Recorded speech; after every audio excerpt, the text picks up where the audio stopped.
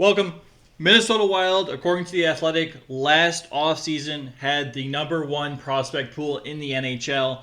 We're awaiting this year's prospect pool ranking from The Athletic that has not come out yet. But I want to talk about the future of the Minnesota Wild because it's pretty promising.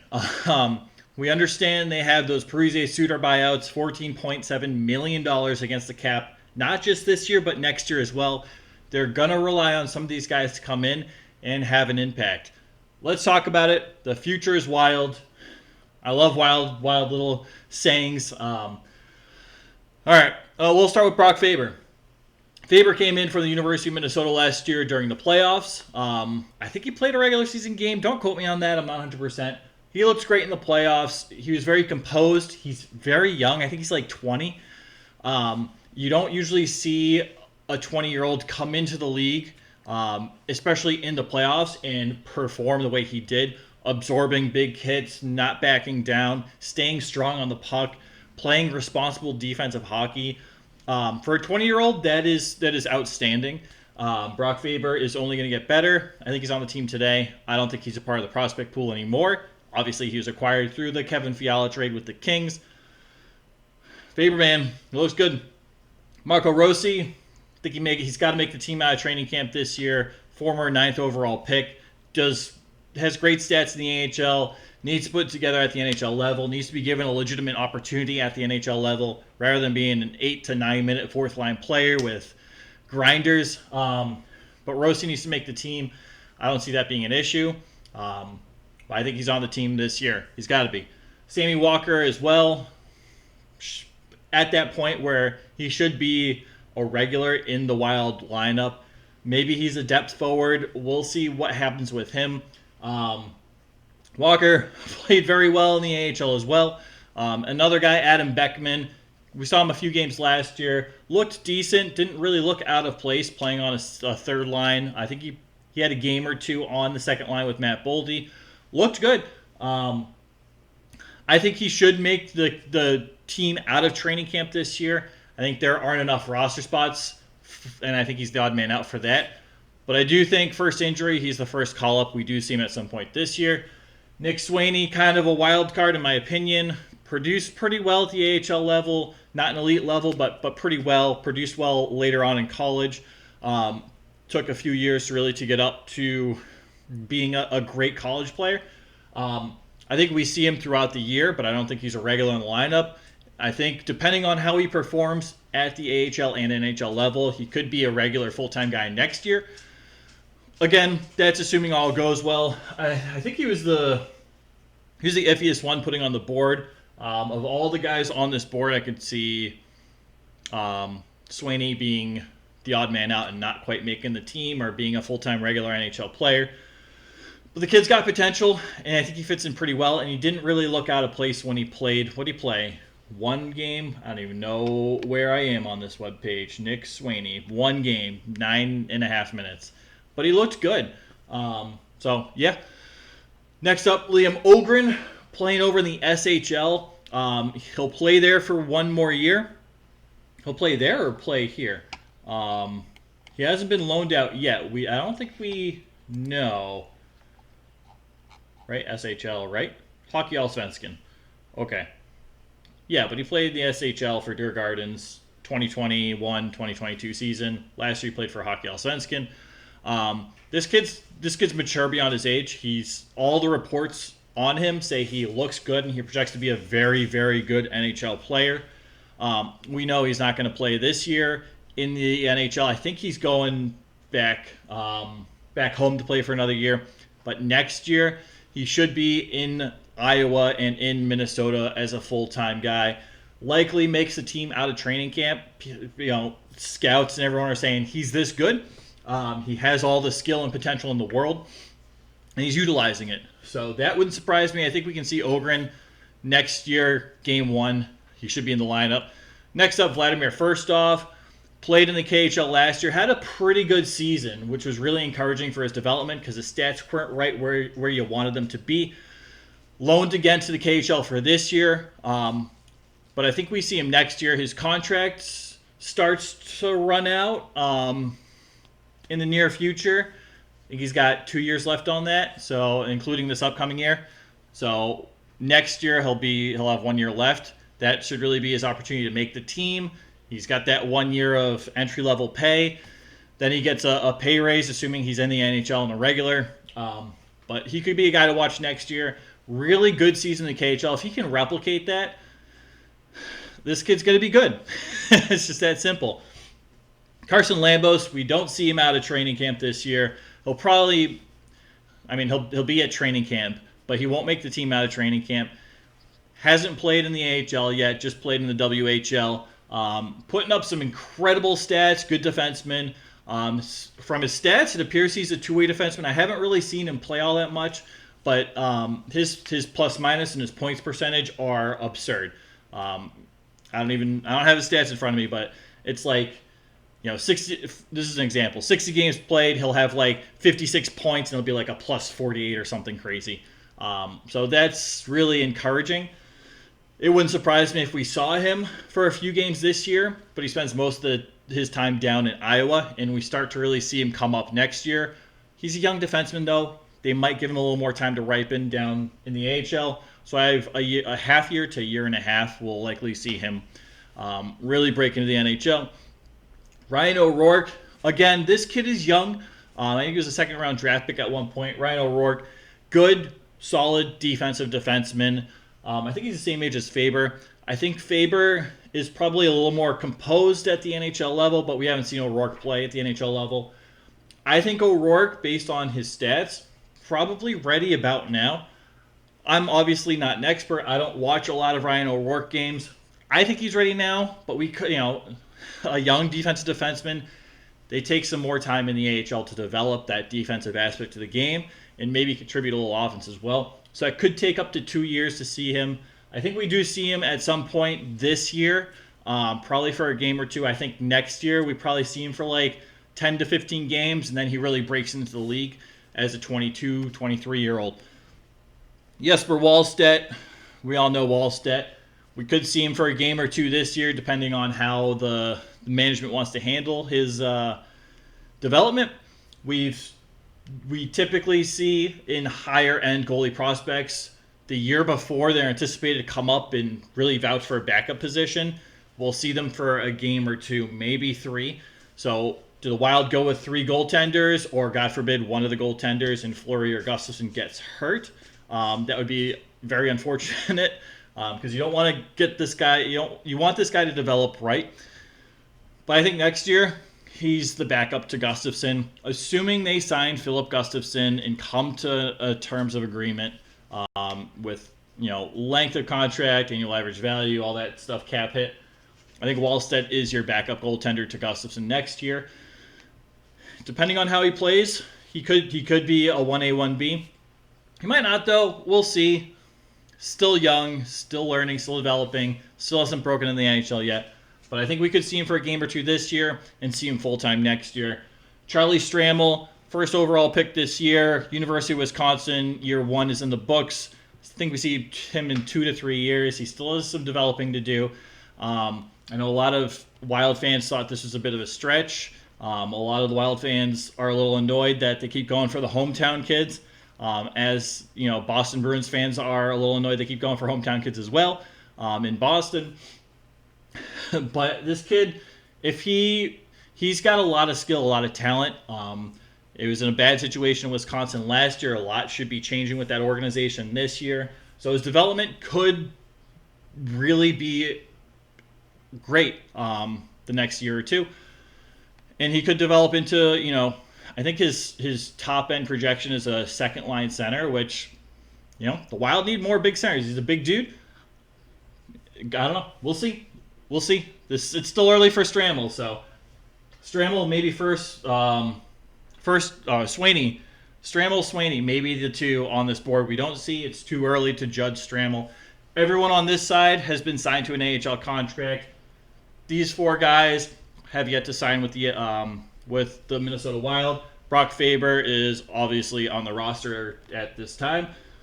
Daniela Yurov looks fantastic. Another KHL guy, had a strong KHL season. Will play another year in the KHL. Should be over next year. He was at development camp this year, which is rare. It's rare for KHL players to come over for NHL development camp because, we got the whole injury thing. Yurov was there. He's been texting with Kaprizov. It's pretty exciting. Yurov says he should be in the USA full-time, trying to make that roster right out of training camp this next season. Not this upcoming season in like 2 months, 3 months, 3 months. Next year, 2024. But he looks promising, and he should make the roster as well. Kandits, I always struggle to say his kid's name. Kanditsanov. Same thing as Yurov. Really good first-line center in the KHL right now, putting up points. I think he needs to work a little more on the defensive aspect of his game, but he's in a very defensive-oriented league, and that should really integrate into his game nicely this upcoming year. This guy projects to be a potential number one center that the Minnesota Wild have been looking for really their entire franchise. Mikko Koivu, love the dude. Probably on any other team, a really good second-line center. Got first-line minutes in Minnesota. Minnesota's never really had a prominent first-line center. This guy could be it. He's playing that role in the KHL. We'll see. But I'm really high on this kid. I think he's going to come over. I think he's going to make training camp day one next year. And I think he's going to be elevated to that number one spot. He's going to be that good. Kaprizov, Kanditsanov, and Yurov. If we see them all on the same line, that's going to be a dangerous line. I'm just throwing that out there. You also got Jack Pert, still unsigned. Looks to be a really solid defenseman as well. Really like where his game's at the moment. He's playing Minnesota Duluth. I guess I can look it up if you don't mind. Jack Pert. It's a 2021 51st overall pick. St. Cloud State, sorry. It's a good thing I checked, though, because those are not the same schools. Same state, not super far away from each other. Very different schools. But he's putting up points. He's playing well defensively at St. Cloud State. Played pretty well at the World Junior Classics, at least the under-20. So this kid's got a lot of potential, especially for a defensive player. The Wild have some defensive prospects in their system that should be starting to come up in the near future. And I have Pert on here because this will be his third year at St. Cloud State. Once you hit that fourth year, he becomes an unrestricted free agent. Will not be a part of the organization anymore. So he'll finish up this year, likely signed with the Minnesota Wild. May see a game, but realistically, probably not going to be a full-time prominent player for the Minnesota Wild this upcoming season after St. Cloud State finishes theirs. Next year, we could see him break in. I think we starts the season next year with the AHL affiliate Iowa Wild. But just interesting. They got a lot of guys coming up. There's not a whole lot of roster spots this year. You got pretty much two on offense, and you got one on defense, which is already filled. That's okay. There'll be opportunities for some of these guys like Beckman, Sweeney, to come up. O'Rourke, hopefully, maybe Wallstedt, to come up throughout the year, kind of fill in those voids. Next year, there are a lot of contracts on the Minnesota Wild roster expire. This will really be an opportunity to get these younger guys into the roster, into the lineup, start developing them at an AHL level, replenish your AHL system, keep it going. Because, after next year is complete, those buyouts wear off. You got $14.7 million in extra cap space to spend. And if you already have cap space because you're bringing in all these younger guys to play on entry-level deals, you're going to have a lot of money to spend. You're going to have a lot of assets, NHL-ready assets, that are higher in value than they probably were right now. So a lot of brightness for the future. A lot of these players are excellent. I'm excited to see how they all pan out in the NHL. Some of them in the AHL. This is an exciting team. I wanted to get this done before the Athletic redoes their thing. I don't think the Minnesota Wild will be the number one team after this offseason. But this is exciting. This is young, and they should start seeing these guys begin to graduate into the NHL. I'm excited for I like the Athletics rankings of prospect pools. I think they do a thorough job. I think they look at the overall picture, not just picks and prospects compiled in terms of rankings, but they look at the stats and the progression of these guys. I think that's fantastic. So the Wild, probably not number one. I don't really know who's going to be number one. It might be Arizona, but it'll be interesting. It'll be fun to watch. Let me know what you guys think. Here's some insight into their AHL prospect pool. There's more guys. If I missed someone that you think is going to play a prominent part, let me know. I didn't include some of the second-round draft picks from this year. I include a lot of these guys. I know the hockey guy, when he does Minnesota Wild preview, mentioned Pavel Novak. I don't see him being an NHL caliber player this year. He needs time in the AHL. Maybe he develops, maybe he doesn't.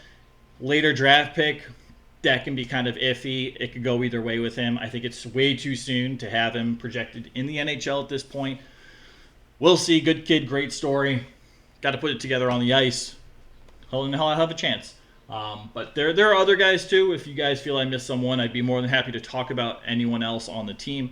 I didn't really do a whole lot of later draft picks, or I didn't include a whole lot of later draft picks that signs deals this year. Like, who is it? Caden Banneker was one of them. I didn't include him. Hunter Height, was he from last year's draft? Milne. I don't even know if I'm saying his name right. He reminds me of, was he the goaltender of Boston College 11, 12 years ago? Michael Milne. Sam Hedges. I didn't really include Sam Hedges. His contract expires soon. I don't really see... He could make an appearance in the NHL. I'm not quite sure. I have my doubts. Damian Hunt, we could definitely see. I totally forgot to include Damian Hunt in this list. Damian Hunt, we could see in the near future as well. Doing really well in the AHL. Really strong candidate to make the roster on that blue line. More of a defensive defenseman. A little bit of offense there in the AHL. It's not a whole lot, but he's one of those guys. I'd actually probably put him ahead of O'Rourke in terms of making the team. I like O'Rourke from a statistical standpoint more than Damian Hunt, but Damian Hunt's probably more ready to be an NHL player. So that's a total miss on my end. Damian Hunt will probably be on here. Good thing we're going back through these names. Kyle Masters, dude got rocked in injury in the Calder Memorial Cup round robin. I was actually watching that game. It was a little disappointing. I hope the kid's all right, but he's still a ways out from being on this list. Spot check. Simon Johansson.